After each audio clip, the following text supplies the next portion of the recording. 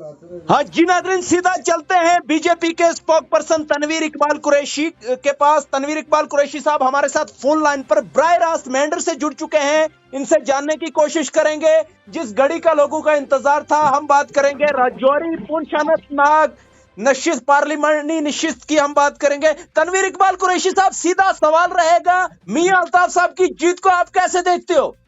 सबसे पहले तो मैं हिंदुस्तान के प्राइम मिनिस्टर जनाब नरेंद्र मोदी साहब, जिनकी क़यादत, जिनकी कोशिशों व काविशों से एक मरतबा फिर एनडीए की तीसरी मरतबा सरकार मरकज में बनने जा रही है। उसके बाद जम्मू कश्मीर से डॉक्टर जितेंद्र सिंह और जुगल किशोर शर्मा जी ने भी जो है वो जीत दर्ज की है। उनको भी मैं मुबारकबाद पेश करता हूँ अपने रियासत जम्मू कश्मीर के यूटी के अध्यक्ष जनाब रविंद्र रैना साहब का। और हमारे जो है बारामूला से इंजीनियर रशीद साहब ने जो है जीत दर्ज की है। मैं उनको भी दिल की अता गहराइयों से मुबारकबाद पेश करता हूँ।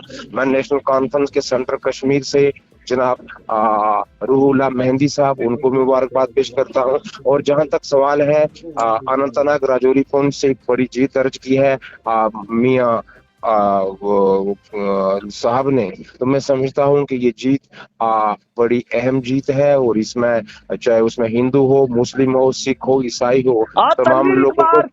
तनवीर इकबाल कुरैशी साहब, आपकी कता कलामी होती है। सीधा सवाल मेरा ये रहेगा, क्या जम्मू कश्मीर की आवाम ये जान चुकी है कि अब पारिवारिक राज जो है जम्मू कश्मीर में नहीं चलेगा? हम बात करेंगे former chief minister Omar Abdullah साहब की बात करेंगे, former chief minister Mehbooba Mufti साहिबा की बात करेंगे। इन दोनों को भारी शिकस्त का सामना करना पड़ा इस बार। नहीं, मैं इस पे वजाहत देना चाहूंगा। जहां तक उमर अब्दुल्ला का सवाल है, उनके सामने इंजीनियर रशीद साहब जो पिछले बहुत अरसे से जेल में हैं, तो लोगों ने इमोशनल होके उनके बेटे जब कैंपेन के लिए थे तो नौजवान तबका एक बड़ा जो है उनके साथ जुड़ा, माएँ बहनें जुड़ी, तो इमोशनल होके वोट जो है ट्रांसफर किया गया।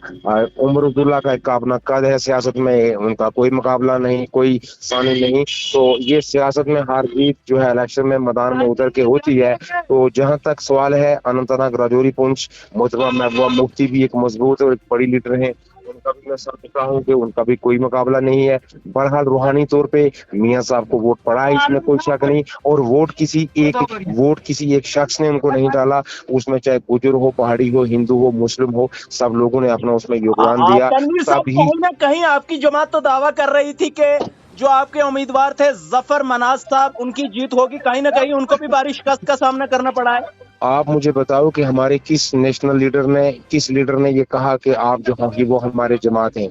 हम हमायती थे, वो भी लास्ट स्टेज पे हम अपने वर्करों को एक्टिवेट रखना चाहते थे। और उस सिलसिला में हमने जो है कैंपेन की ताकि हमारे जो वर्करान हैं, हमारे जो लीडरान हैं, वो कहीं ना कहीं डिस्करेज ना हो। तो उन्होंने भी अच्छा खासा वोट लिया है। बहरहाल जो लोग जीते हैं उनको हम मुबारकबाद पेश करते हैं और ये हम उम्मीद करते हैं कि वो आने वाले वक्त में पार्लियामेंट में बेहतर जो है नुमाइंदगी कर पाएंगे और जम्मू कश्मीर के हित में वो जो है सबसे बड़े ऐवान में आवाज बुलंद करेंगे। क्या लगता है आपकी बार मोदी साहब की सरकार बनेगी? बिल्कुल। इसकी आपकी क्या कह रहे हो? एनडीए जो है वो इस वक्त लगभग हमेशा से यही नारा दिया है 400 पार का। बड़ी मुश्किल से मुझे लगता है कि 300 पार नहीं होगा। मेरी बात सुने, सियासत के अंदर उतराव चढ़ाव लगे रहते हैं। जो उन्होंने सेट किया था टारगेट, उसमें कहीं ना कहीं वो कहाँ लैप्स रहा है, वो पार्टी लीडरशिप को देखना है। बाकी सरकार बनना तय है। कल जो है एनडीए की बैठक है, उसमें जो है एक मतलब फिर नरेंद्र मोदी किसी मतलब हिंदुस्तान के प्राइम मिनिस्टर बनने जा रहे हैं। ये कोई शक की बात नहीं। बार का सपना नहीं पूरा हुआ। मेरी बात सुने, ये पॉलिटिक्स है, इसमें मैंने पहले ही कहा कि बहुत सारे उतराव चढ़ाव लगे रहते हैं। आप कहा कि किस स्टेटों पे अब खामी रही, क्या रहा, उसमें नेशनल लीडरशिप जो है बड़ी गहराई के साथ सलीके के साथ देखेगी और आने वाले वक्त में जहां पार्टी कमजोर है, पार्टी की क़यादत जो है उस पर काम करेगी। हाँ, ये थे हमारे साथ मेंढर से बीजेपी के स्पोक पर्सन तनवीर इकबाल कुरैशी साहब। तनवीर इकबाल कुरैशी साहब, समय देने के लिए शुक्रिया।